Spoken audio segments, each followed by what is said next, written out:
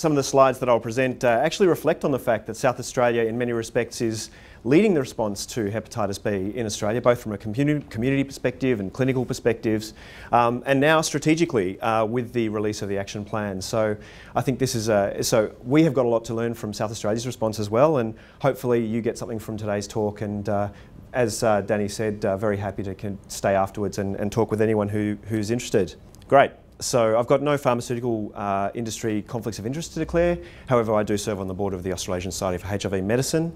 And just a very brief statement, when I'm doing presentations to groups that include community members, etc., there may well be someone here who's living with hepatitis B, and I'm talking about some things like liver cancer and stuff, which can be quite disturbing if it's talked about in a clinical context. So if anyone is living with hepatitis B and has any concerns about anything I say today, or wants to have a chat about anything that I present in a more one-on-one level, then I'm very happy to talk to you, or for my email address to be given to you, and we can go from there.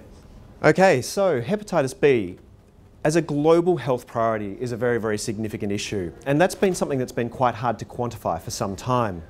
Certainly the best estimates we've got are that around 350 million people worldwide are living with chronic hepatitis B.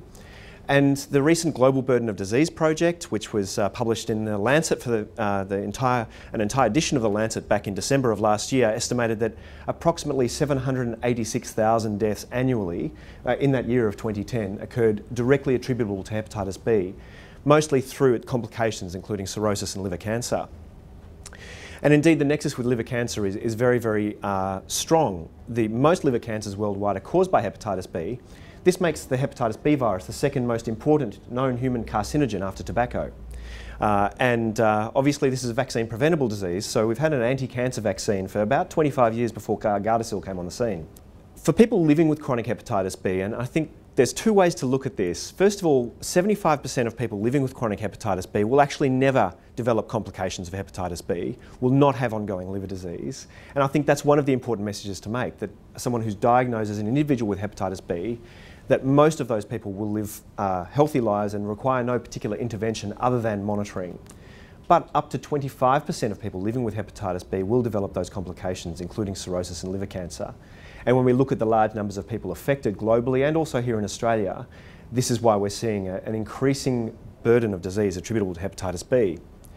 So what about here in Australia? Well, the most up-to-date and methodologically rigorous estimates for to develop a sense of the number of people affected estimate around 220,000 Australians are living with chronic hepatitis B, and that partly attributable to hepatitis B, but also of course to hepatitis C, liver cancer is now the fastest increasing cause of cancer death in this country. And we'll spend some time talking about that connection later on. These are just some fairly basic surveillance data looking at acute cases or incident cases of hepatitis B. And we can see that largely as a result of the hepatitis B vaccination programs, particularly the universal ones for adolescents since '98 and all infants since 2000, the number of new or incident cases of hepatitis B has been steadily falling in Australia over time. However, when one considers the actual burden of hepatitis B on a population level, these are those same incident notifications on a slightly different scale, and these are notifications of chronic hepatitis B. 99% of the morbidity and mortality of hepatitis B in this country is from chronic hepatitis B, not from acute hepatitis B. And that's something that our domestic vaccination program is really not going to make a substantial impact on. And we will be talking in quite some detail on the determinants of that in a moment. Here in South Australia, and again lifted directly from the action plan, I probably should have asked before I did that, you can see the same pattern is replicated here in South Australia. So you have incident notifications down here. Again, the numbers when we go down to any state or territory are a bit smaller, so the trends are a bit harder to see over time. But again, the burden really here is notifications of chronic hepatitis B, which are not falling. And our vaccination program is not the way to address chronic hepatitis B for most people affected by Hep B here in Australia. So I've introduce you very briefly to the burden in terms of the prevalence of hepatitis B and introduce some of the concepts around the downstream complications of hepatitis B. In recognition of the fact that this has been something that Australia as a whole, and in fact the world as a whole, has not been addressing in a systematic fashion, there has been the development of strategic responses over the last few years, including from the WHO here. This was published in 2012 following the viral hepatitis resolution of 2010. The National Hepatitis B Strategy, which Danny's already mentioned in his introduction, which was ratified by all of the states and territories of the Federation back in 2010. And then most recently here, the Hepatitis B Action Plan in South Australia. And over the course of this talk, what I'm going to try and do is to pick out elements from that South Australian Action Plan and to try and illustrate why they're there and why both the national strategy on which it's based has focused on those areas, and to give a bit of an idea about some of the areas where we perhaps need to be doing a bit more work. There's actually not a perhaps there, we definitely need to be doing more work. Okay, so any discussion of hepatitis B, I think, really needs to start from priority populations. And this is part of our partnership response to bloodborne viruses and STIs, and more broadly in health, as we've realised that engagement of affected communities and actually leadership of affected communities in responses makes not only healthy public policy, but it's a lot more efficient in terms of delivering the outcomes that we all seek to achieve. So these are some of the areas in the South Australian Hepatitis B Action Plan that deal with priority populations. So who are the priority populations for hepatitis B in Australia? And why is it that those particular groups are those priority populations?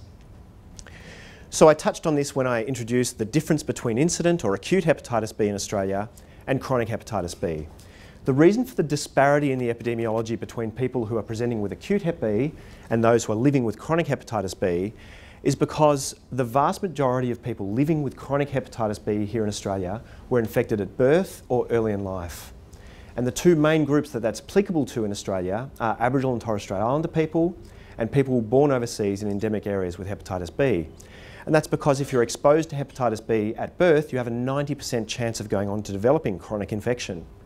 Whereas if you're exposed as an adolescent or an adult, the chance of progression to chronicity is only around 5%. So that's the reason for that disparity in the epidemiology. There are other priority populations mentioned in both the national strategy and in the action plan beyond those two groups, and they include men who have sex with men and people who inject drugs and other groups who are at higher risk, even though the acquisition is more commonly in adulthood, still at higher risk of chronic hepatitis B because of the increased likelihood of exposure. So these are those areas. This is a map from 2006. This probably needs updating now under the influence particularly of the vaccination program in China. They've probably dropped down into the intermediate prevalence range now of around 7%. And that on a global health scale is an absolutely magnificent achievement. That's tens of millions of future lives that would have been lost to cirrhosis and particularly liver cancer in China that will not be. Yeah, literally probably 40 or 50 million children who would have had chronic Hep B who don't now. So the areas here in dark green are the areas where more than 8% of the population are living with chronic hepatitis B. And the light green are where it's between 2 and 8%. Probably the take-home message from this slide, well, there's probably two. First of all, countries like Australia and areas like North America and Northern Europe, the areas where less than 2% of the population are living with Hep B, that's less than 10% of humanity. So 90% of humanity are born into areas where people have a greater than 2%, and approximately half of that is people born in areas where greater than 8% of the population has chronic hepatitis B. The second point that I would make is that many Australians were born in areas of high prevalence of hepatitis B, and this is what drives actually the majority priority population here in Australia is people born overseas in endemic areas. Okay, so where are those areas? And this is based on some estimates that have been published in the Australian New Zealand Journal of Public Health, and Jen McLaughlin, who's here today as well from Vigil, is the lead author on that. So you can see that people born in Asia, the Asia-Pacific region, so our own Asia-Pacific region, are the single greatest proportion of people living with hepatitis B in Australia. But if you come around here, you can see the majority of people were born overseas. However, Aboriginal and Torres Strait Islander people represent approximately 9 to 10% of people living with hepatitis B in Australia. And from the 2011 census, it was recorded that Aboriginal and Torres Strait Islander people represent approximately 2.6% of the Australian population. So you can see they're disproportionately represented amongst people living with chronic hepatitis B. Picking up on the point I made earlier, people who inject drugs and men who have sex with men are additional priority populations. They are overrepresented. And other people born in Australia, the background prevalence of Hep B in Australia amongst non-Indigenous people born here, we estimate to be around about 0.3%. Many of those will be people born in Australia to parents who were born overseas and who, particularly to mums, who have chronic hepatitis B, and that represents a significant population in all of our clinics as well as in the community. Okay, so I've talked a little bit about prevalence and estimates of surface antigen carriage and those sort of relatively abstract concepts to people who are not either clinicians or epidemiologists.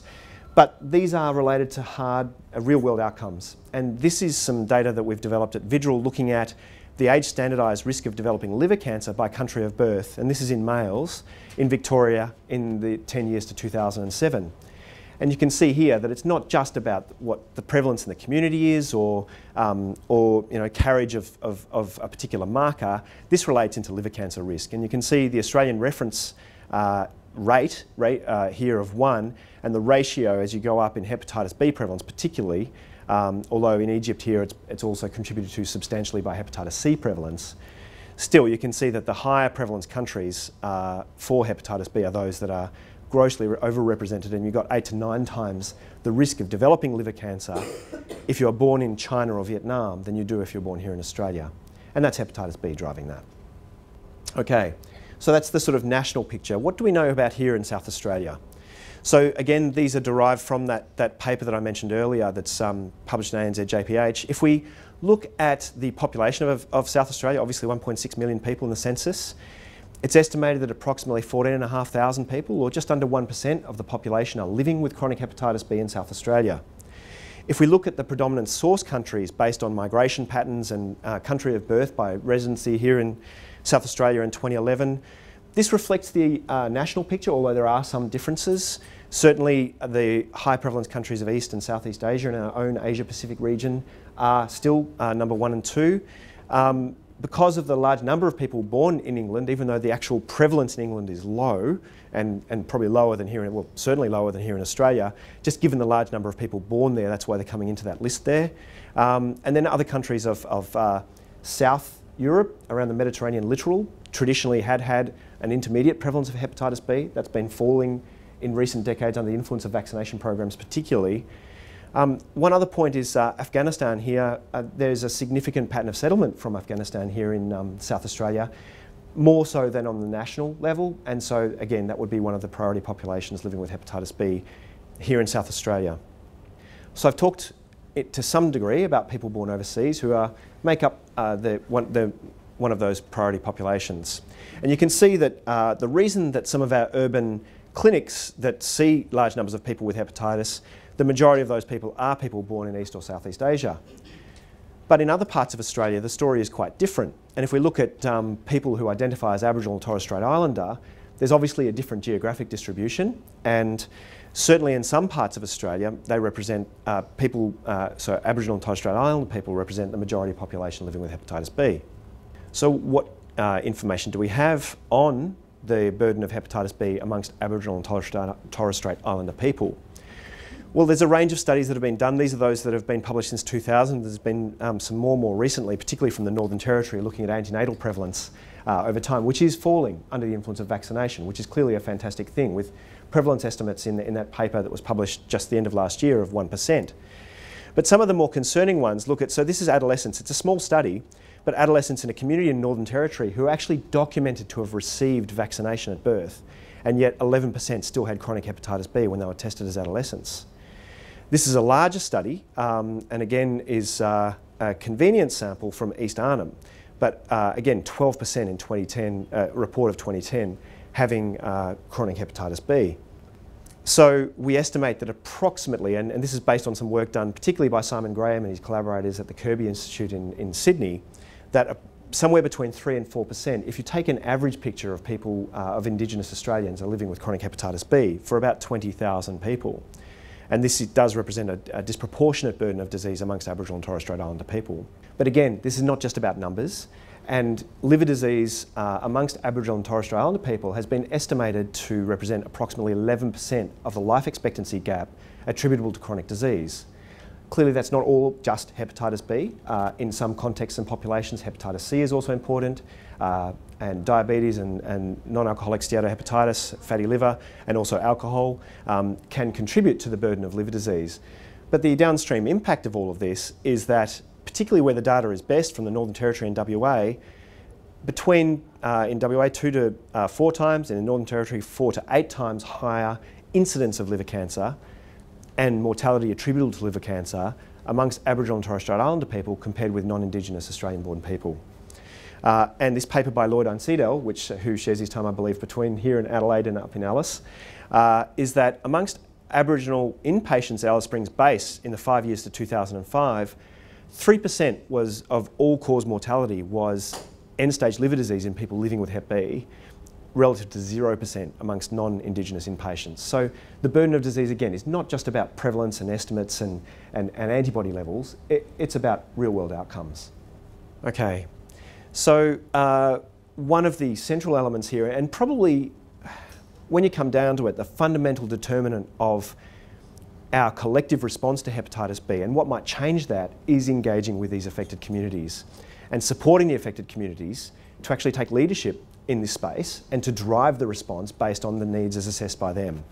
And this is something that, again, I touched on this earlier, it's been central to our response to HIV and also to hepatitis C, that the affected community are partners at the table and are driving both policy responses, health priorities, and also to a degree, and especially in HIV, the body of research that's being done in this space. For hepatitis B, that is just simply not happening. And there are a number of reasons for that, but I think that there's a lot that can be learned in this space. I'm not an expert in this, by the way, so people feel free to challenge me, but this is just some of my reflections in this. That really the partnership approach has been central to the success in Australia of the response to HIV and has been central to our response in hepatitis C as well. And that unless we are able to find ways to engage with affected communities and to really develop those partnership models, then we are going to continue to see liver cancer being the fastest increasing cause of cancer death in this country. We're going to see increasing numbers of people presenting requiring liver transplant, and we're going to be left with a very, very substantial population health burden. One of the reasons why I think this has been more difficult to achieve on some levels in hepatitis B is the real diversity amongst those priority populations. Starting to think about how you can build an inclusive response around disease where you're with people from such different backgrounds, such different levels of health literacy, such different cultural perspectives on healthcare and disease, let alone the competing priorities, and someone who's just settled in a new country and may not have a degree of confidence in speaking English or reading English, in which most of the resources are available. You know, if you can go down the list, it's actually not a surprise that we've not done very well here, but we need to do better, and we all need to find a way to do that better. So I think that clearly it was clear from the very start of the response to HIV that a purely biomedical or population health response was going to fail, and the affected community actually had to wrestle control of that response and say, this is something that needs to include the community, otherwise it's simply, even on a health economic level, this is not going to work. You can spend as much money as you want, unless you're actually working in partnership with the affected community and supporting that response, it's not going to work. So how do we build this for hepatitis B? And that's actually a question to which I don't have an answer. And many people in the room have much better answer than I could come up to. I think obviously resourcing is one issue, and actually resourcing community agencies who are working with people living with hepatitis B to do this is part of it, but it's not the whole story. Finding a way to target messages that are effective yet aren't playing into the existing stigma and discrimination that people, particularly people born overseas, and in the current climate, that people born overseas, and particularly from some of the priority populations, especially people who are refugees, asylum seekers and humanitarian entrants, this is a very charged political space, and introducing a chronic disease that is related to where you were born is something that if you don't do it right, you can actually cause a lot more harm than good. And I think there's racism at play here, and I think that if this was something that was playing out in non-Indigenous Australian-born people, and if there was this sort of level of increasing cancer burden playing out amongst that community, I don't think we'd be in the space we are today. One example of the difference between HIV and hepatitis C and hepatitis B here is positive speakers. I don't know if there are any hepatitis B positive speakers who have spoken in South Australia. Are there? A couple of people come forward? Yeah. Fantastic. Is that through the Hepatitis Australia sort of positive speakers program? Just through Hep Hep SA? Yeah. Great, that's fantastic. I mean, this is a clear difference. I mean, the ability to get people living with HIV to come and talk to healthcare workers or community about the lived experience of HIV has been central to breaking down some of that stigma and the barriers around that, I would suggest. And hepatitis C in the same way, to a lesser degree, but still there are positive speakers who can come and get the message across about the lived experience of Hep C.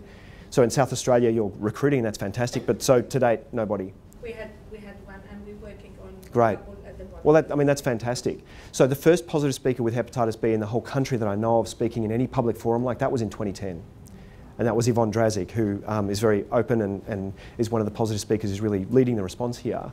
That was before the Viral Hepatitis Conference in Melbourne in 2010. And I'm not aware of someone being a positive speaker prior to that. So what about using health reform and targeting the efficiency of how we can develop these sort of programs here?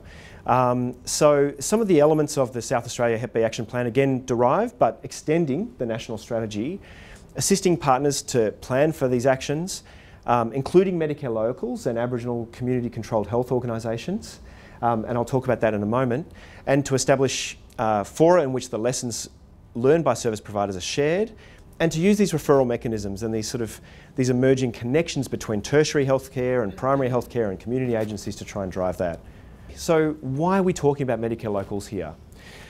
Let me, and I apologise, okay, so Melburnian, bringing some Melbourne slides, sorry about that. This is a sero-survey that we did that was published in 2010, looking at the prevalence of hepatitis B in serum samples that were left over after diagnostic testing, so that does introduce biases, but we excluded anyone who in our database had ever been referred for testing for HIV or for viral hepatitis to reduce that bias in the samples we were using. But when it plays out, so the colours on this map in Melbourne are the proportion of people born overseas. So that's not just in hepatitis B endemic areas, but it's an indicator. And you can see here the black numbers are actually the proportion of those samples that were positive for hepatitis B surface antigen, so the number of people living with chronic Hep B. And you can see in some parts of Melbourne, 0%, 0%, 0%, but then coming in Western Melbourne up around the 3% level, so 3% of all serum samples taken from those areas were from people living with hepatitis B. Up to 7.2% down here in the Greater Dandenong Springvale area. And so it's pretty easy to see here there's a nexus between country of birth and hepatitis B when we test it in a laboratory. What other lines of evidence do we have? Notifications of unspecified hepatitis B so this is not by Medicare local, this is by local government area, but still. You can see that the notifications are suggesting that there's a strong clustering of hepatitis B, again in those areas of Melbourne, where a substantial proportion of the population were born overseas, particularly in East and Southeast Asia, and emergingly in parts of South Asia and also Sub-Saharan Africa. Okay, so that's notifications. That could just reflect testing, right? So some of the work that Jen's been doing on the Medicare local-based estimates, this is what we estimate as the prevalence of hepatitis B in Melbourne, based on country of birth, particularly, but also other estimates of hepatitis B prevalence amongst other priority populations. Okay, but that's just, again, epidemiologists making up numbers, right? That's the incidence of liver cancer by local government area in Melbourne over the 10 years to 2007. So I think it's probably useful, again, to just scroll through those, and you can see all these different lines of evidence are telling us the same thing, that hepatitis B is not something that's uniformly distributed, or people living with hepatitis B, I should say, are not living and uniformly distributed across our capital cities, let alone the country, that there are areas where there is a particularly high burden of hepatitis B in our capital cities and in other parts of the country.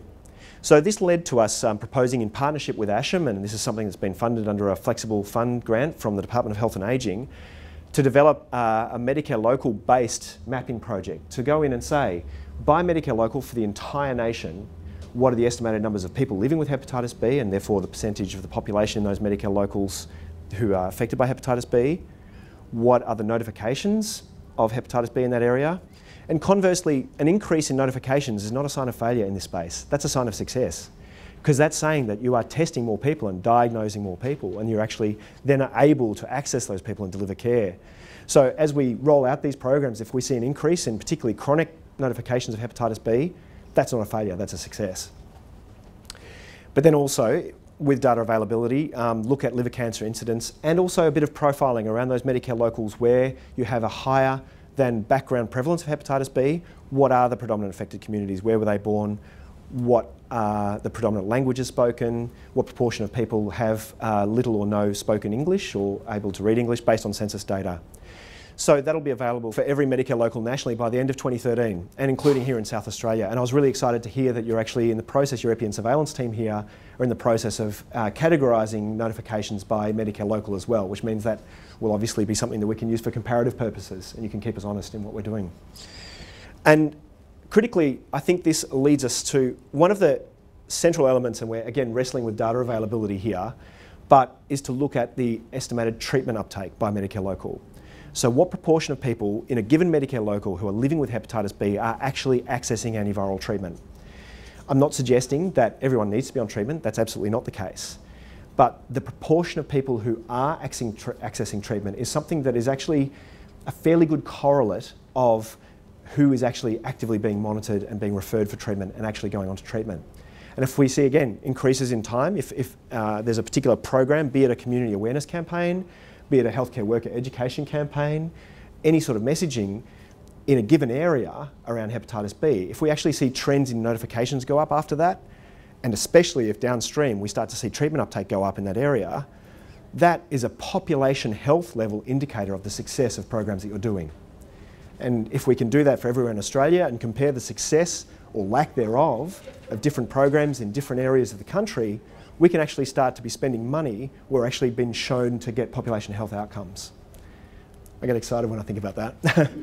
Okay, so that's around the support and using of Medicare Locals. And these are structures that obviously, and again, depending on political change over the course of the year, we'll have to wait and see how Medicare Locals pan out. But they are structures that are ideally suited for those local delivery. And part of the reason they're there is for local prioritisation and support for clinicians, particularly in given geographic areas for predominant issues in that area that might be different from the background national picture.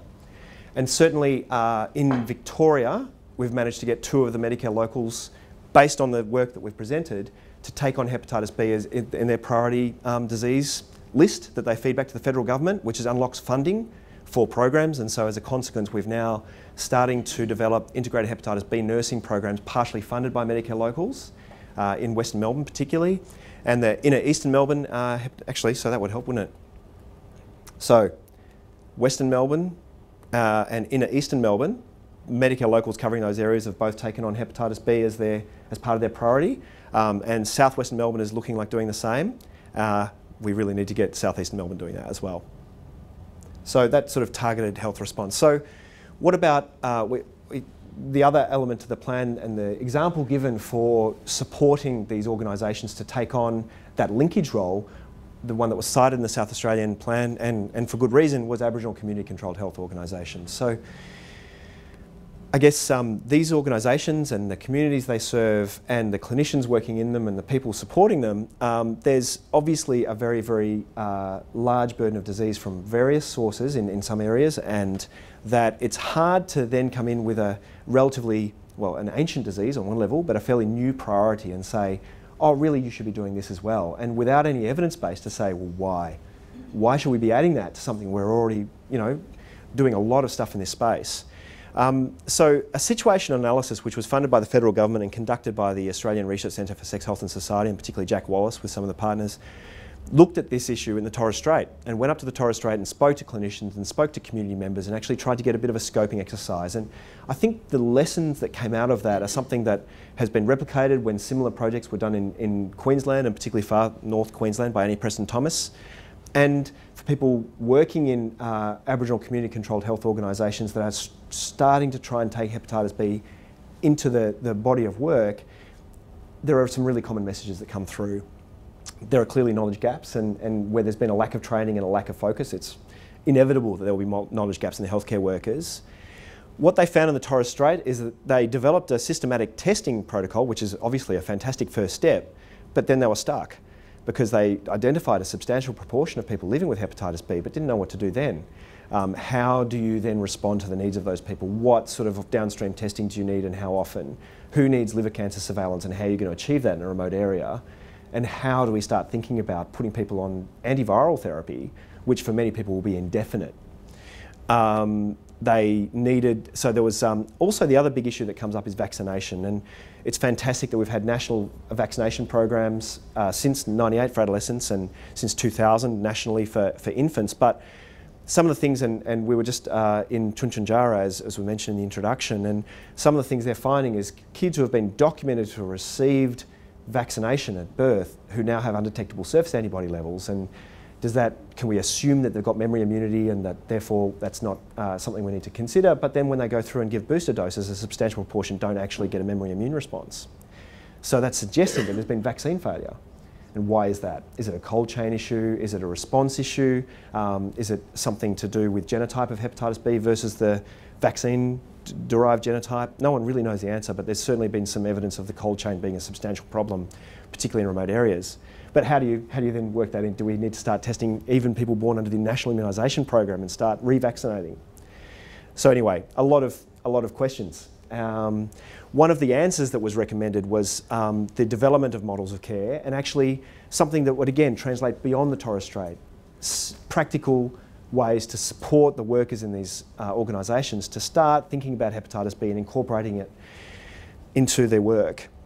And the creation of a national working group through the Ministerial Advisory Committee for Bloodborne Viruses and STIs. And that's something that's been raised at that meeting since the end of November. Still hoping that's going to happen before too long. So again, why are we talking about vaccination in Aboriginal and Torres Strait Islander people in particular? And can we just use risk factors like the presence of liver disease or living with hepatitis C, for instance, or people living with HIV? Can we use sort of risks and stratify that? The evidence would suggest no, and these are from the annual surveillance reports.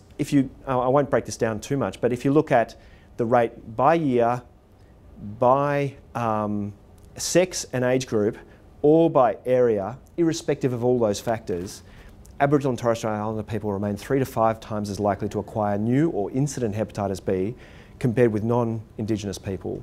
So there's a strong argument that all Aboriginal and Torres Strait Islander people should be tested for hepatitis B, and if they remain susceptible, to be vaccinated.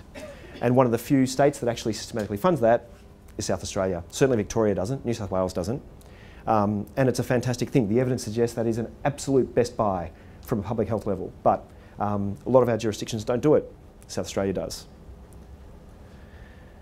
Okay, missed opportunities for screening. So in this study, and again, this is an area that requires a lot more evidence, okay? If we're going to be coming and trying to put this on as a priority, we need to be able to say why. So this was a study done in North Queensland, and nearly half the patients had never been tested for hepatitis B. And this is the same part of Queensland where a study was done 10 years ago looking at kids who had been incompletely vaccinated, and a quarter had chronic hepatitis B. So even the approach to systematically testing is lacking in many services. And many of these people are having annual health checks, including blood tests. So it's the kind of thing that can be incorporated into existing structures. We're not trying to draft on a new vertical program here that's to the exclusion of anything else. It can be incorporated in existing priorities.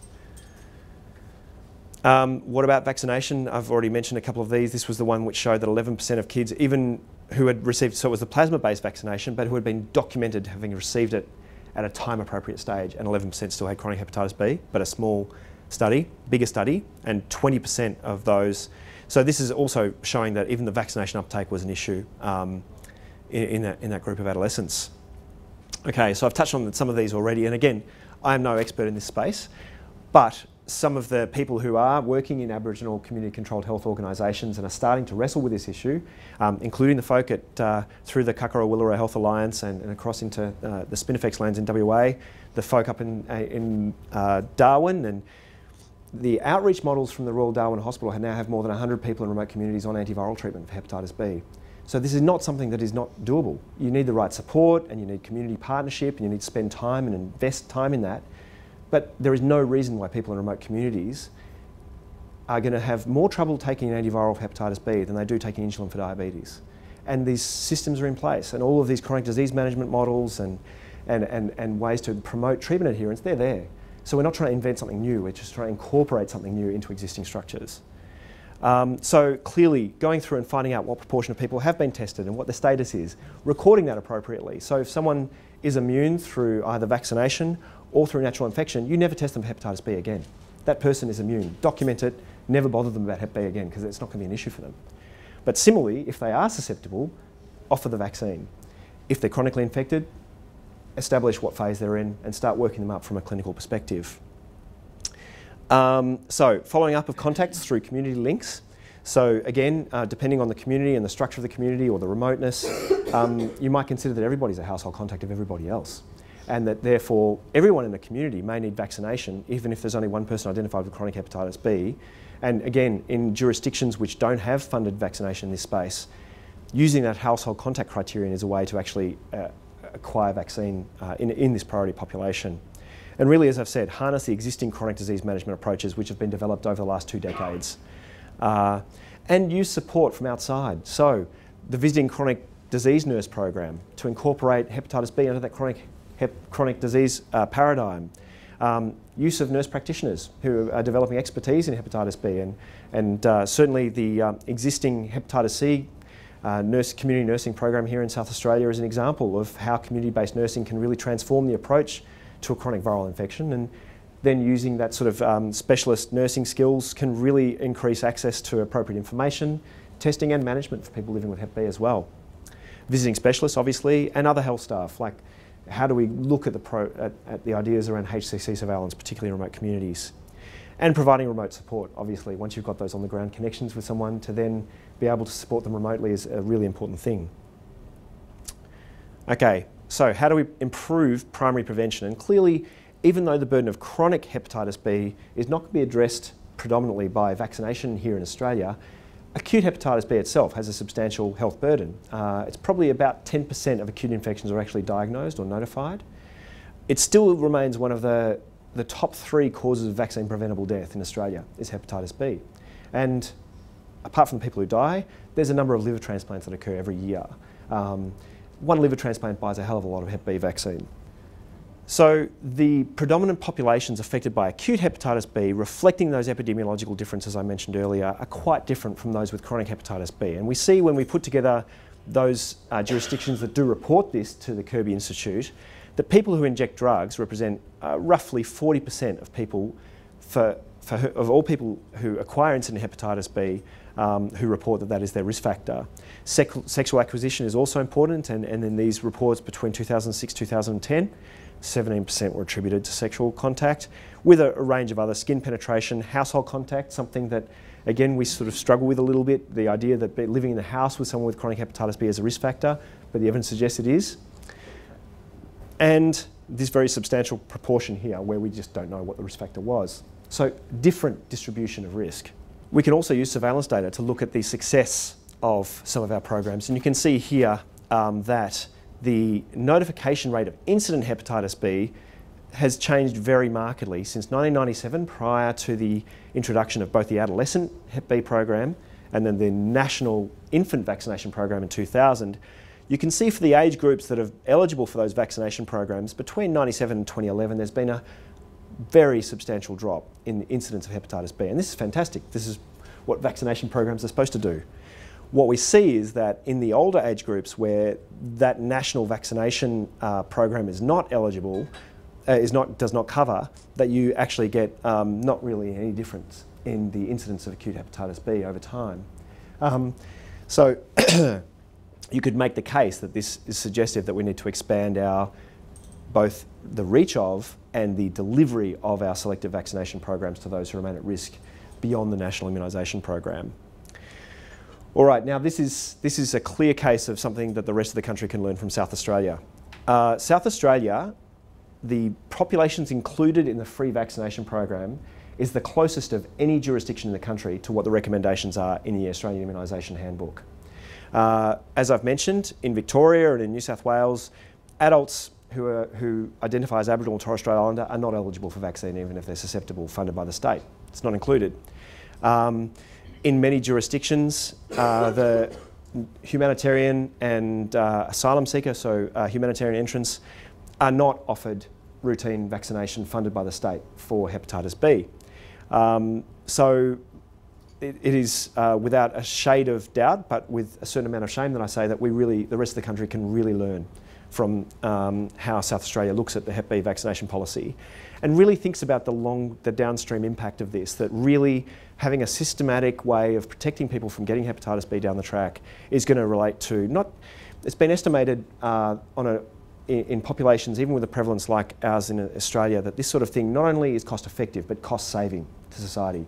You actually get more money back in reducing the downstream outcomes of this than you actually invest in the vaccination program. So that's prevention. What about testing? When we look at the number of people who are estimated to be living with Hep B in Australia and then compare that to the number of people who have ever been diagnosed with hepatitis B, we estimate that only just over half of the people living with Hep B in Australia actually know anything about it. That 44% of people living with Hep B here in Australia have never been tested, have not been diagnosed, and have no idea that they've got chronic hepatitis B. And that's why there's a not insignificant proportion of people whose diagnosis of hepatitis B is actually made after they present with liver cancer. And that's a disaster. For a disease which has a long lead time, decades usually, and that people have been living in a country with resources like Australia, and that people, particularly Aboriginal and Torres Strait Islander people and people born overseas in endemic areas, have been recommended in the literature, including in primary care publications since the early 1990s, to be systematically tested for Hep B. The fact that people are still presenting with liver cancer and dying often within a month of presentation, when they've been living with that risk factor, a $15 blood test, which is Medicare rebatable, $15. It's a human rights issue. It's not a health service issue. It's not a systems issue. That's a human rights issue. Again, so it facilitates poor outcomes for those people. It also leads to ongoing transmission. This is a vaccine-preventable disease, and if people don't know they've got hepatitis B, they can't make choices about their own health. They also can't advise their household or sexual contacts to get an incredibly inexpensive and effective vaccination. And this last point, and again, this is meant with no criticism, a lot of doctors and nurses and other healthcare workers have trouble with Hep B serology. This is something, and it's not just GPs and it's not community nurses, it's everybody, specialists, everybody who there is reports of up to 70% of doctors in surveys that have been done misclassifying Hep B serology when they're presented with it. So the pathology reporting is part of the answer there. So having sort of systematic ways of saying what the results are. Having a systematic approach to testing in the first place is really important. But if people aren't actually being educated and supported to do this, and we're expecting them to interpret these results and to do the right thing with them, without having the education for them in the background, without having the resources to say, this is what's going on here, then even people who are tested may not be managed appropriately. What about the other issues? So I should have pointed that out. The promote household and other appropriate contact follow-up. This is clearly low-hanging fruit. Someone in the household has managed to be diagnosed with hepatitis B. They're one of the lucky half of people who actually knows about it. How can the other people in that household, clearly both through common risk factors earlier in life or just living with someone with chronic Hep B, are at risk of having hepatitis B or acquiring it if we don't do something about it. So how are we doing with that low-hanging fruit? Well, in Victoria, we're doing really badly.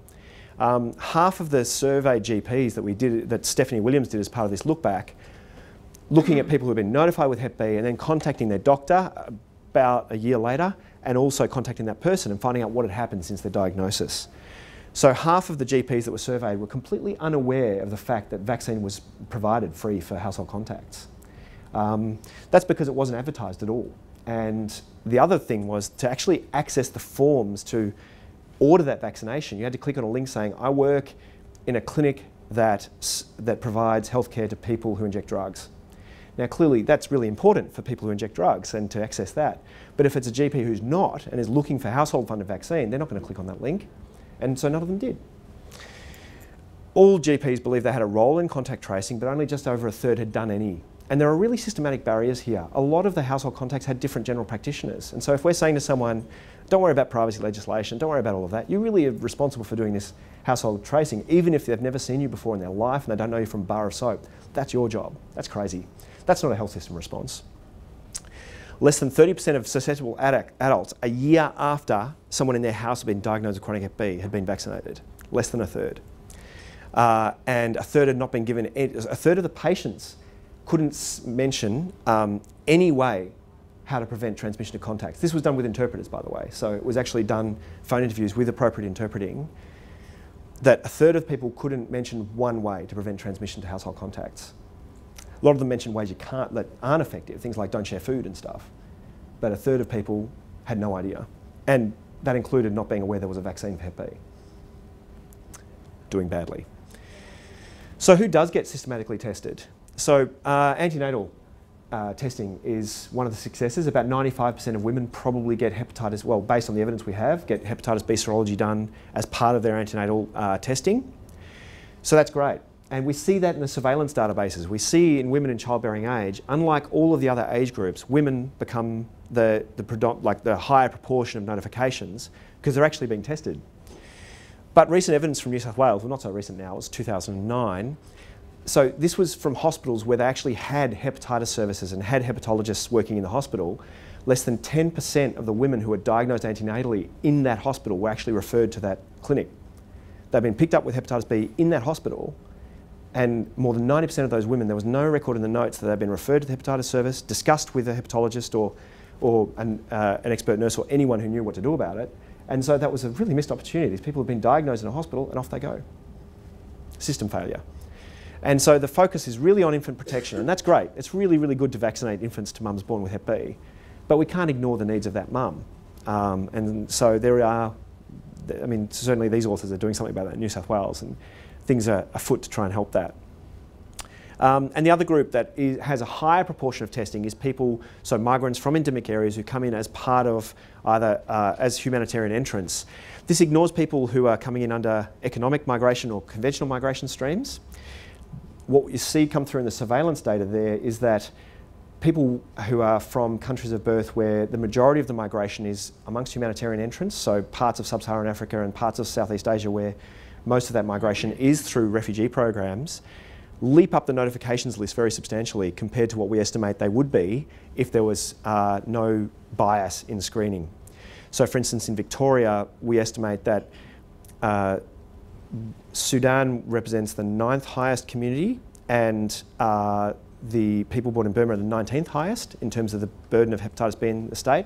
But they come up to, I think, 4th and 6th in notifications because they're actually being tested and notified. So who is recommended for testing? This is a big list. So don't worry, it's not examinable at the end. These are the people who are recommended both in our new National Hepatitis B testing policy, and this is a website we've set up to help primary care clinicians in their testing and management, initial management of hepatitis B. So it's a long list. It's important to remember that 2/3 of people living with chronic hepatitis B in Australia are people born overseas in endemic areas and Aboriginal and Torres Strait Islander people. So those two groups represent at least 2/3 of all people living with chronic Hep B. So, okay, it's very, very well for someone who does quite a bit of work in Hep B to stand up and say everyone should be testing for hepatitis B. So what's the evidence that it's actually cost effective to do that? You know, clinical interactions cost money, blood tests cost money.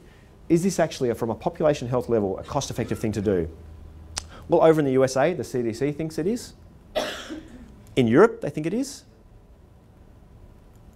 This is a more recent paper. This sort of certainly upset the apple cart a bit. So the CDC has been recommending testing for anyone born in an area with above 2% prevalence of hepatitis B on the basis of cost effectiveness arguments. This paper, and although it was partly funded by a drug company, but it was also funded by several of the National Centres for Health over in the USA, concluded that screening and treatment where indicated is likely to be cost effective, and that screening for people with hepatitis B remains cost effective until you get down to extremely low population prevalence estimates. 0.3% is where they went down to. So to put that in perspective, we estimate that the prevalence of hepatitis B amongst non-Indigenous Australian-born people is 3%. Now, what I'm not saying is that in your South Australian Action Plan, you should be having a recommendation that all South Australians need to be tested for hepatitis B systematically. I'm not saying that. But what I am saying is if the estimates are that down to 0.3% it's cost effective, and that the cost effectiveness rises with the prevalence in the population, if we're looking at all people born overseas in either an intermediate or high prevalence country, that's at least above 2% for starters. And Aboriginal and Torres Strait Islander people, that's about 3.7%, but a lot of diversity within that.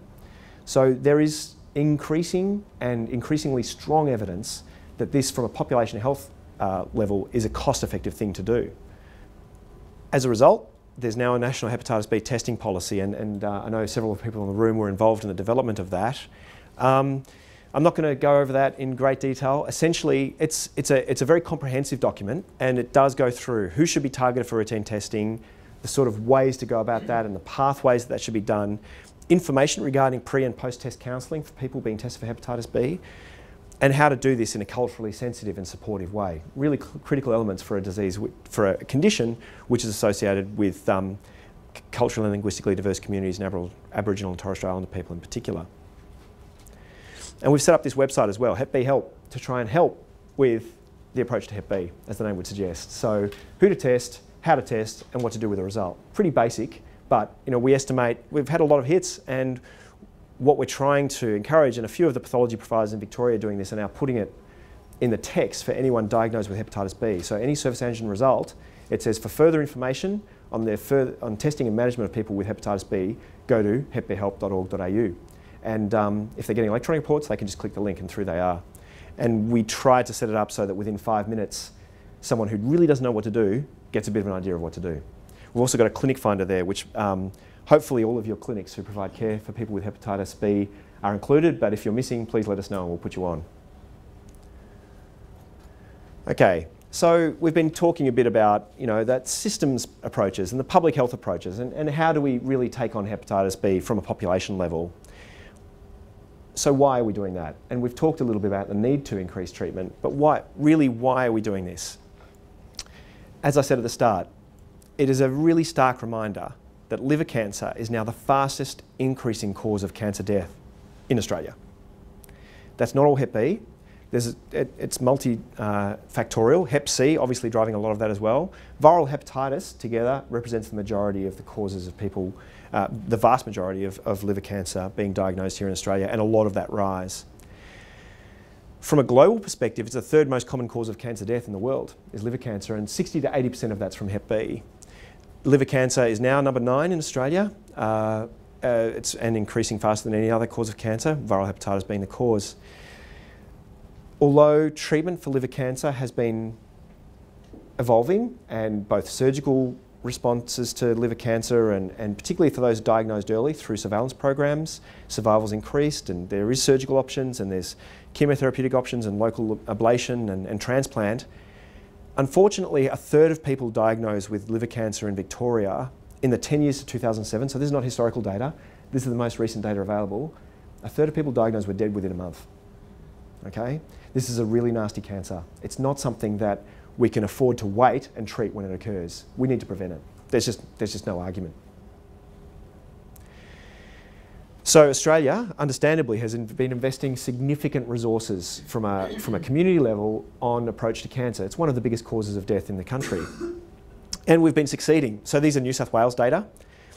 You can see that for many cancers, the change in mortality in 1999 to 2008 was very substantial in the right direction. The standout exception here is liver cancer, which increased 50 to 100% in those 10 years, the mortality from liver cancer. And this is replicated in Victoria and no doubt here in South Australia as well. That whereas we were succeeding with many of those other cancers, this is now one of the top 10 cancers, as I said, and we're going backwards. And here's the survival, the 5-year survival. So this picks up that poor outcomes data. So this is including people who get treated. 16% survive to 5 years. These are really stark figures and really disturbing figures. And so again, if anyone, either with Hep B or Hep C, or any other liver disease in the room, I mean, if you want to talk about them later, it's important to remember that this is without appropriate management. This is without appropriate responses. Okay, this is what's been happening, and this is why things like the action plan have been developed to address this. And this is a slide I showed before. This is showing who the predominant populations are for liver cancer and by country of birth, and this is hepatitis B driving most of this difference, with some exceptions such as Egypt, as I mentioned earlier. Okay, all right, so that's a very stark reminder of why we need to improve what we're doing. So how do we start doing that? And we've talked about, from a population health level, the sort of elements to that response, and these are all contained in the action plan, obviously. What about improving clinical management? What do we need to do in this space to try and convert people from getting asymptomatic progressive liver disease resulting in these horrible outcomes, and how do we shift that into people being appropriately monitored and treated when they need it? This is just picking up that point I made earlier. So vaccination is fantastically successful in Australia at containing acute Hep B infections. This is what we'd be seeing even up till now if we hadn't implemented the vaccination program. Hugely increased numbers of acute Hep B, liver transplants, deaths, and ongoing transmission. This is what the vaccination program is going to do to the prevalence of chronic hepatitis B in Australia. Negligible impact. And that's because, with the exception of Aboriginal and Torres Strait Islander people, clearly a group who early vaccination in life is protected against developing chronic disease because of the greater risk of exposure earlier in life. But in other groups, most people are entering the population not through infection here in Australia, but infection overseas and then through migration. So what evidence is there that, this is a pretty biomedical slide, sorry. What evidence is there that by increasing access to treatment, we're actually going to make a difference to these outcomes? For a long time, what we were relying on is things like, oh yes, well we brought down the viral load, so isn't that great? Or, oh yeah, e-antigen seroconversion, that's fantastic. But what evidence is there that actually the stuff that matters to people, developing cancer, dying, getting sick, that the treatments we've got available today actually make a difference there? Well, there is substantially increasing evidence that hepatitis B treatment is a fantastic way to prevent cancer. If we look at these, this was a systematic review of 21 studies. An important point to remember, 19 of these studies were using a drug we really don't use anymore because it's not particularly effective. And after 5 years of treatment, 70% of people are resistant to that drug, lamivudine. The drugs we've got available now for first-line therapy are far more effective and much less problems with resistance. But even then, 19 of these studies using lamivudine, there was more than a 50% reduction in the development of liver cancer in the people on treatment compared to the people who were not on treatment. And that didn't take 10 or 20 years to show, that took 4 years. So a 50% reduction in liver cancer incidence in only 4 years in this systematic review of those studies using a drug we really don't use anymore. There was a substantial difference in those who the drug was able to achieve virological control. And there was, I think the reduction was more like 2/3 or so in liver cancer risk for those whose viral load was undetectable. So that suggests, and there is more recent evidence with some of the newer antivirals, that that is the ballpark figure we can look at, that in a period of between 4 to 6 years, with the new drugs that achieve virological control in the vast majority of patients, you've got around the order of 2/3 reduction in the chance of developing liver cancer. And these drugs, like any drug, there are potential side effects with it, but they're really, really safe and well-tolerated drugs as it goes. Much better safety profile than many stuff that's available over the counter. And the idea that you can take a pill a day and reduce, for appropriate patients, reduce the chance of developing liver cancer by up to 2/3 in only 5 years by taking a pill a day that actually has, for the vast majority of people, no side effects and no toxicity. I mean, that's an absolutely landmark achievement. But these drugs are expensive, you know. These medications are expensive, so even though they're fantastic, if they're not affordable, then that makes no difference on a population health level. So what is the evidence for the affordability of preventing liver cancer using these drugs in people in whom it's appropriate? So this was a paper not published by a drug company or published by even a hepatitis think tank. This was published by the Cancer Council of New South Wales with collaborators, but led by the Cancer Council. So if we look at accepted benchmarks for what's an effective public health intervention, and there's no hard and fast rule, but often quoted around the $60,000 per quality adjusted life year mark, incremental cost effectiveness ratio. Breast cancer screening, absolutely fantastic investment at a population level in terms of translating to quality adjusted life years. Same colorectal cancer and cervical cancer screening. So if we look, this paper estimated that liver cancer prevention, including appropriate surveillance for liver cancer, but also treatment for people who require it, comes in at $13,000 per quality adjusted life year in terms of the incremental cost effectiveness ratio over what we're currently doing. So purely from a cancer prevention point of view, increasing access to treatment for hepatitis B is one of the most cost effective ways of preventing cancer, and a cancer that's the fastest increasing in our community. So how are we going with that? So 218,000 people, this is of 2011, who are diagnosed with who have chronic Hep B. We've diagnosed just over half of them. We have no idea what proportion have been properly engaged, given appropriate information, ability to make choices. We have no idea what proportion are receiving appropriate primary care and management and monitoring. We have no idea what proportion are actually making it through to specialist services, or once they're there, are receiving appropriate care and monitoring. What we do know is that of November 2011, and again the data are a little bit dodgy, but this is the best we've got, only about 3% of people living with Hep B in the country are on treatment. Okay. Now, not 100% need to be, and not 60 or 70% need to be, or depending on, in terms of treatment uptake for other chronic bloodborne viruses such as HIV, for instance. The most conservative estimates for the number of people, or the proportion of people living with Hep B who need to be on treatment is about 15%. The most conservative estimates.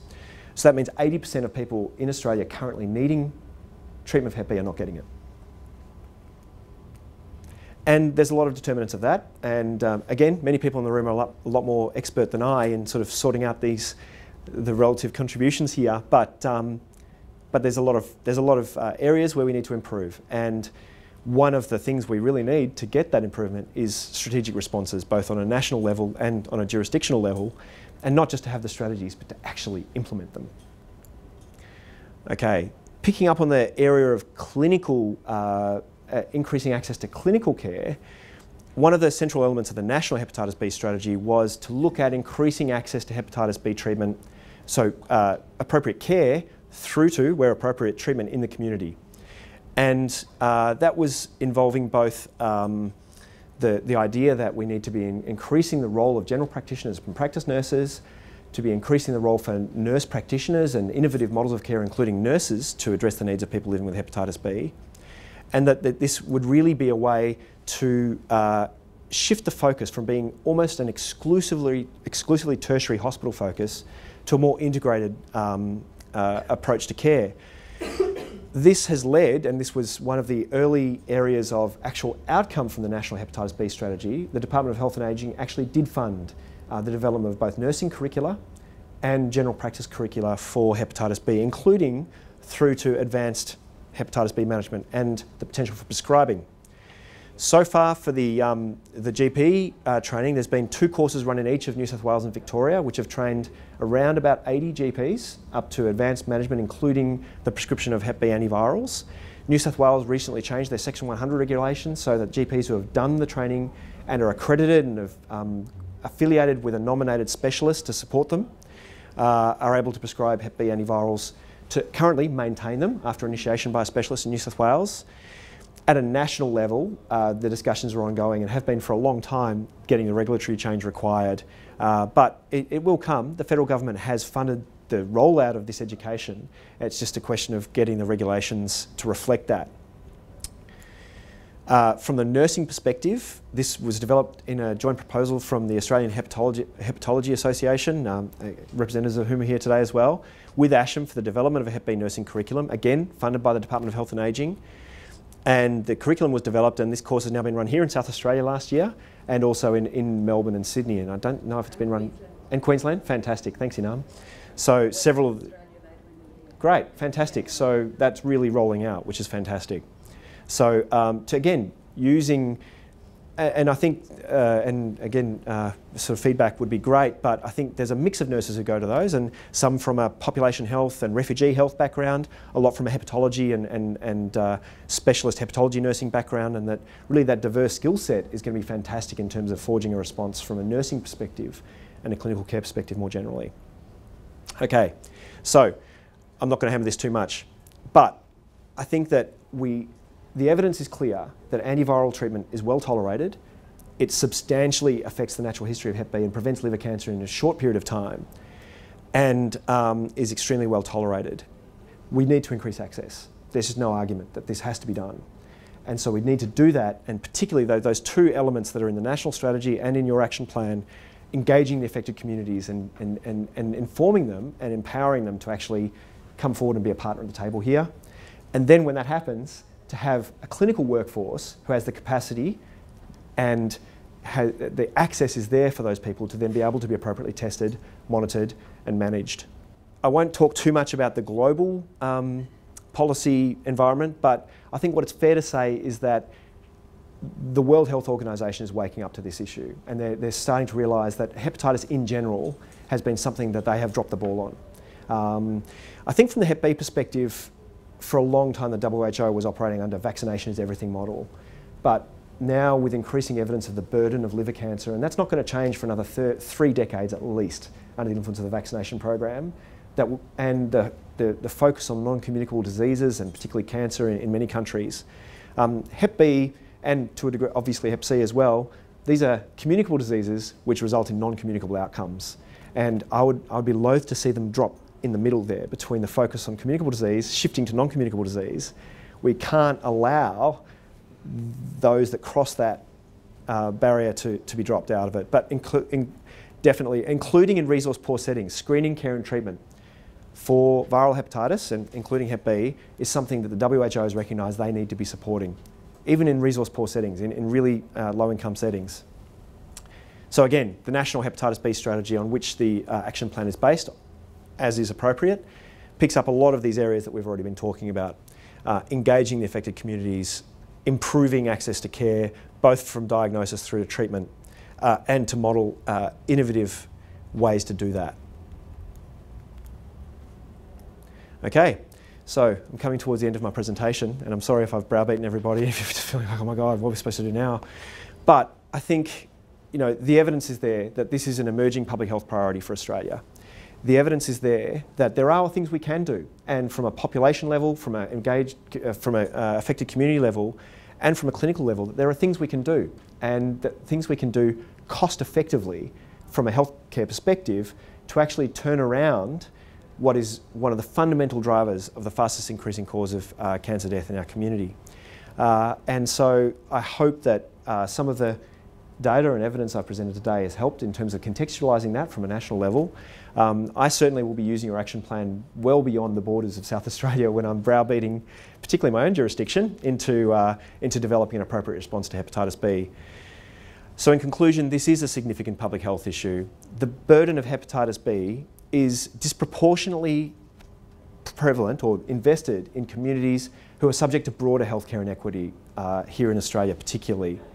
That failure to engage people in this issue from those affected communities and failure to diagnose them is disastrous.